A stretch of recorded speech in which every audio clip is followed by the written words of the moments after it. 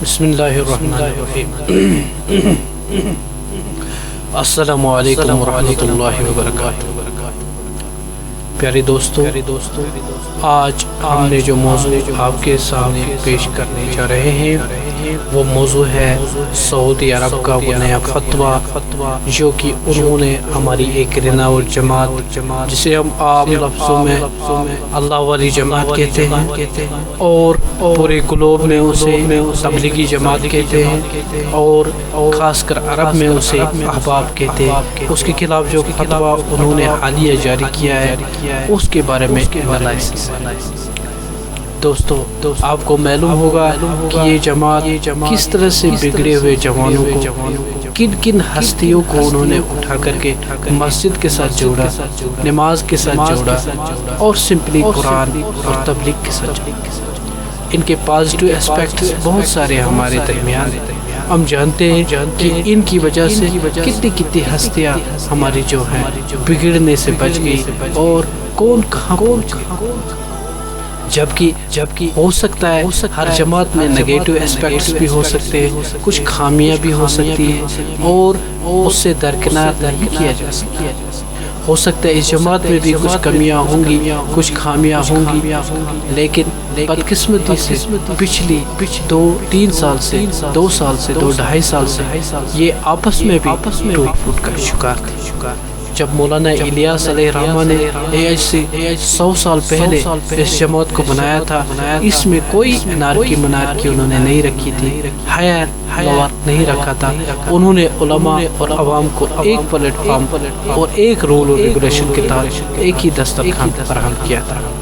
لیکن بدقسمتی سے میں نے کہا آپ سے کہ پچھلے سالوں سے ہی یہ آپس میں علماء اور عوام کے درمیان بٹی ہوئی ایک تحریک لگی، جس کا ایک حصہ مولانا سعد صاحب اور دوسرا حصہ شورا اپنے ہاتھ میں سنبھالے ہوئے تھا۔ یہاں پہ ہمارا ادارہ علماء کے خلاف نہیں ہے، جبکہ ہمارا ادارہ صاف واضح کرتا ہے کہ علم اور علماء کے بغیر کوئی بھی چیز صحیح نہیں ہو سکتی۔ لیکن مولانا الیاس نے جس تحریک پر یہاں پہ داغ بین ڈالی تھی، اس تحریک کو ہم کسی بھی طریقے سے ہائی جیک ہونے سے بچانا تھا، لیکن ہائی جیک ہوئی اور اس کے بعد یہ پھر کچھ شر پسندوں کے دوارا سعودی عرب تک پہنچی، اور سعودی عرب میں جو کہ ہم جانتے ہیں کہ آج سے 100 سال پہلے جو کہ پچھلی صدی کے 3 سے 4 دہائی تک پوری امہ جو تھی وہ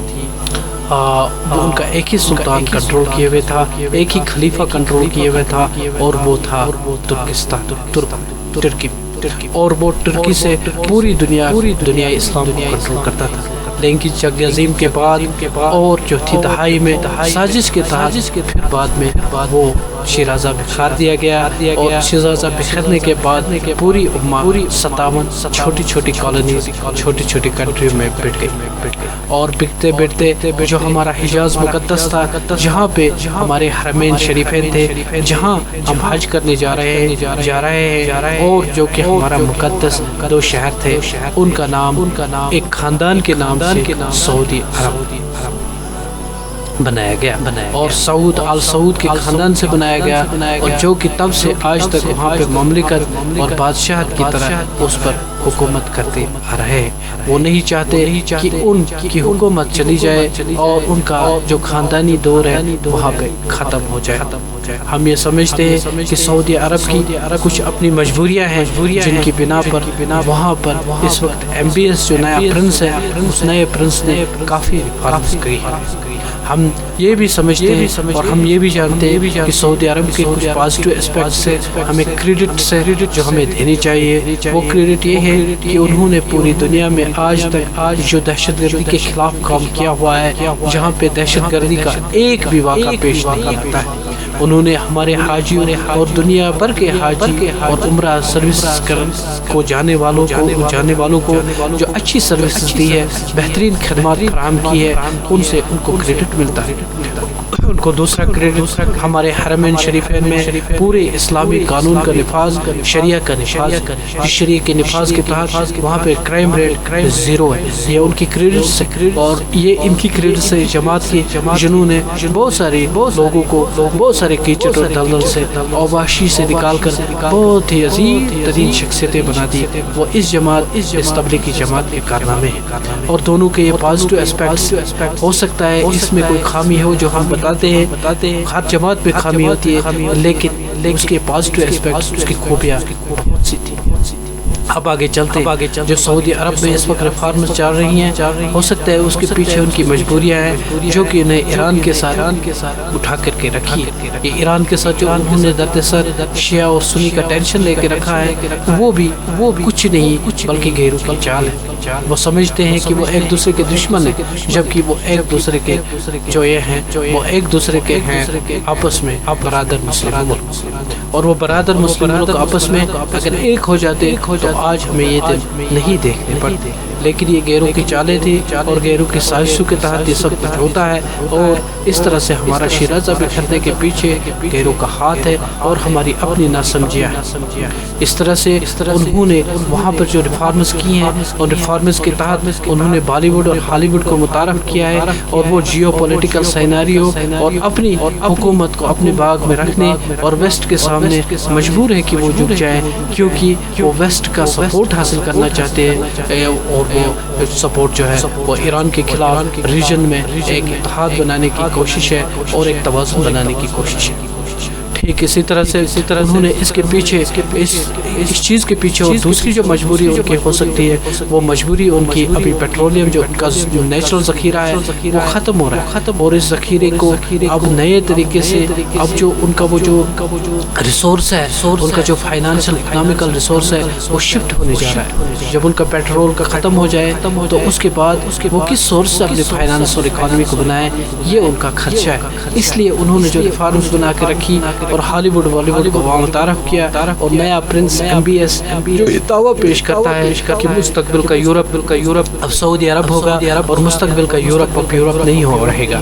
اور اس طرح سے انہوں نے تبوک کے مقام پر جہاں کبھی غزوۃ تبوک کھیلا گیا تھا، وہاں پر جہاں پر کبھی غزوۃ تبوک برپا ہوا تھا، وہاں پر انہوں نے ایک دجالی نیوم سٹی، ہائی ٹیک سٹی بنانے کا دعویٰ کیا ہے، اور جس پر ابھی کام جاری ہے، اور ایک ایسا شہر ہے، ایسا ہائی ٹیک شہر ہے جو نہ کہیں مشرق میں بنا ہے، نہ مغرب میں بنا ہے، نہ کہیں ابھی تک بنا ہے، نہ کہیں ابھی تک اس کو بنانے کا پروپوزل ہے۔ ایسا شہر، ایسا ہائی ٹیک شہر بنانے جا رہے ہیں، اور وہ تبوک کے مقام پر سعودی عرب میں بنانے جا رہے ہیں۔ اور اس طرح سے 2030 سے 2050 تک آپ مستقبل کا جو یورپ کو بنانے جا رہے ہیں، اور اس میں کنسرٹس میوزیکل کرنے جا رہے ہیں، اور جو وہ چھید کرنے جا رہے ہیں، وہ چھید وہ اپنے اسلامی جو قانون ہے، جو شریعہ ہے، وہ نفاذ کر رہے ہیں۔ اس کے بعد وہاں پہ جو حکومتی اقتدار ہے، وہ جو کہ ہم جانتے ہیں دوستوں کہ وہاں پہ جو کہ حنبلی مسلک کے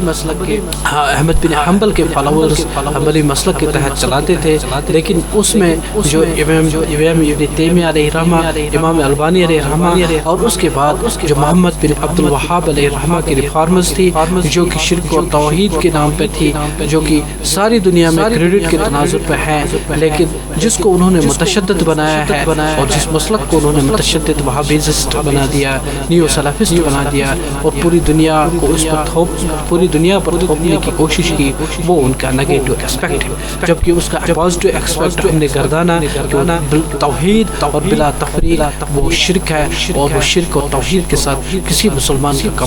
کمپرومائز نہیں ہو سکتا، لیکن اس کے بعد انہوں نے اس نام کو جتنا ایکسپلائٹ کیا، ایکسپلائٹ کرنے کے بعد جتنی تنظیموں اور تحریکوں کو نیچا دکھایا، تکفیر واضح کی، فتوے جاری کیے، تو وہ قابل ستائش نہیں۔